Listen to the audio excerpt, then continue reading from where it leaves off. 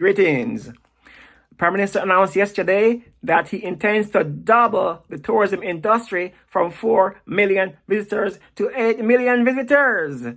I think he's listening to me after all. I asked for tripling, not doubling, but you know what? I'll take doubling. Thanks, Prime Minister. God bless you.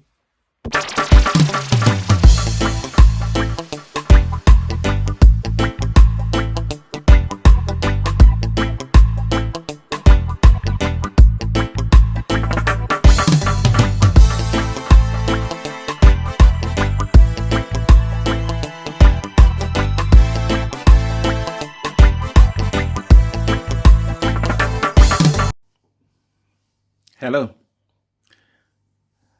I want to commend the current Jamaican government, led by Prime Minister Andrew Holness and his Minister of Finance, for the way they conducted themselves throughout the recent pandemic.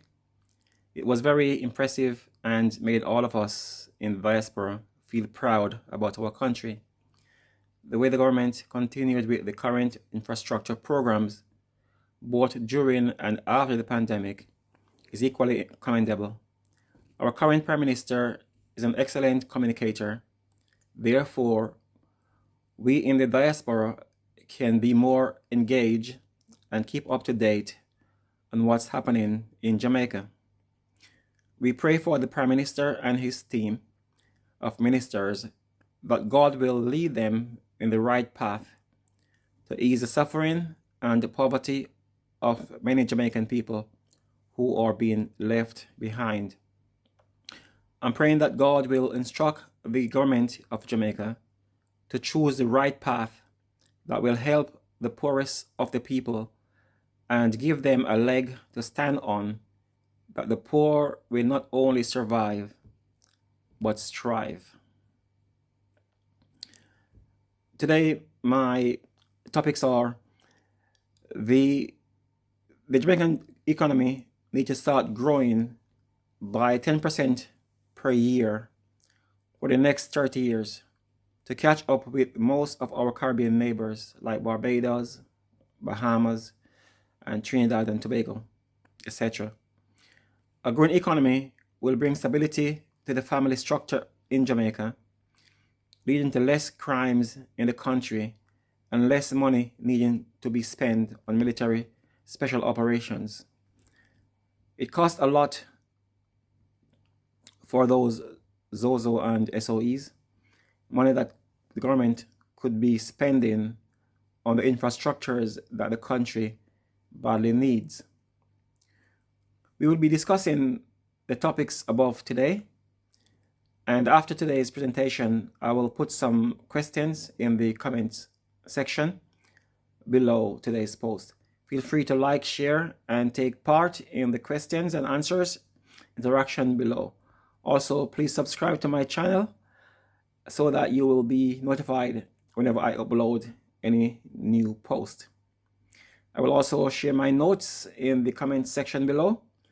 Please feel free to get engaged in the discussions as we try to make the Jamaican people aware of the opportunities that lies in their country. Now, as a man of God, my cares and concerns are deeply rooted in the family and the disruptions caused to the family structure when one partner has to uproot and go abroad to find work, or in some cases even have to go to another part of Jamaica to work for an extended period of time. But mainly I'm concerned with those who has a need to go to work abroad. Untold damage has been done to the family structure by absent parents, and in particularly absent fathers. Many studies done throughout the Western world has proven that absent fathers oftentimes lead to unruly youths, some of whom end up behind bars. The government currently keeps saying how popular Jamaica is on the world stage in terms of our culture and famous people, including Bob Marley, Usain Bolt, Safa Powell, Shelley and Fraser Price, etc. The government is also saying that a lot of international businesses want to invest in Jamaica, etc. The sentiments of our popularity are being echoed by various government ministries, including the Ministry of Tourism, the Ministry of Industry, Investment and Commerce, the Ministry of Finance, and Prime Minister himself, among others.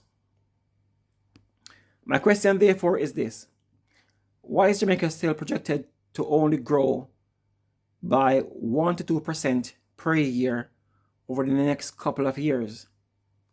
Apart from catching up from where we were before COVID-19, we are still growing by 1 to 2% per year, as we have been doing for the past 60 years since independence.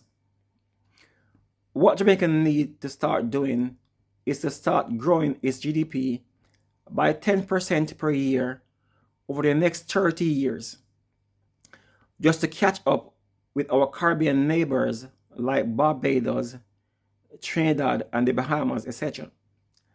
Our GDP per capita is just a little over $5,000 that's per person, while the above countries' GDP per capita is over $15,000 that's per person. The above countries has 300% more than our GDP per capita. Hence, 10% per year for 30 years equal 300%. Though I'm not factoring in compound interest here, just to make it simple. But bear in mind, however, that those countries will not stop growing. Hence, we still will not catch them up after 30 years. We would just be above where they are today. However, we would have done much better in the next 30 years than we did in the last 60 years since independence. Some Jamaicans are talking about being the next Singapore, etc. But that would take growing by 10% per year for much more than 30 years to accomplish that goal. Let's try and catch up with our Caribbean neighbors first. The strong concerns that I have for Jamaica has been going on for quite a while now. Sometimes I try to put it behind me, but it keeps coming back to the forefront of my mind. Not only that, but the things that are oftentimes revealed to me as to how Jamaica could overcome its low productivity and increase its GDP per capita. Then a few weeks later or months later, I see the same thing happening in another country, somewhere around the world.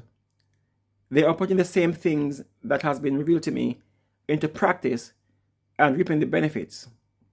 That's why I wrote to the government ministers back in mid-February this year. Sometimes even the very government of Jamaica is mentioning the very thing that has been revealed to me.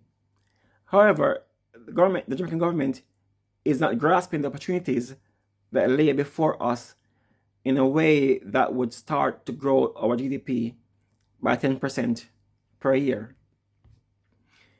It would appear as if the government is doing a little here and a little there, then wait and see how things worked out first, then they do a bit more 3 or 4 years later.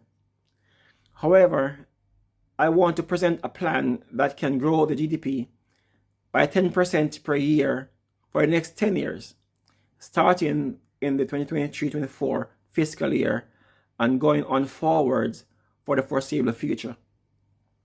In fact, the plan of the government should be to double the GDP from the 2021 US 15 billion to a vision 2030 US 30 billion.